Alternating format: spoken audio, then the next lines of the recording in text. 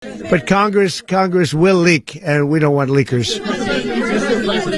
You were one of the only people to watch this all play out live. What was Maduro doing when the U.S. forces entered what I assume would be his home? And also, was there any point where the U.S. was considering if Maduro pushed back or resisted killing Maduro? It could have happened. It could have happened. He was trying to get into a safe place. You know, the safe place is all steel. And he wasn't able to make it to the door because our guys were so fast. They went through the opposition so fast. And there was a lot of opposition. You know, people were wondering, do we get them by surprise? Sort of surprised, but they were waiting for something. It was a lot of opposition. There was a lot of gunfire. You saw some of it today.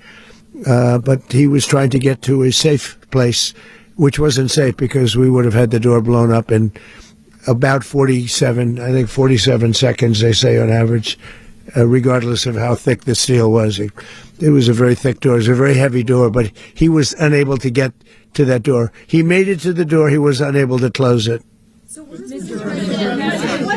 Go ahead, finish. Where is Maduro going to be in the time being right now? Do you know his exact Well, whereabouts? ultimately, in the near future, he's going to be brought to New York. And where is he going to be held? Where is he going to be held in New York? Do you know? That's going to be up to the officials that do these things. Mr. President, the U.S. has something of a mixed track record of ousting dictators without necessarily a plan for what comes afterwards. Not with Did me. that weigh on your decision? Well, that's when we had different presidents, but with me, that's not true. With me, we've had a perfect track record of winning.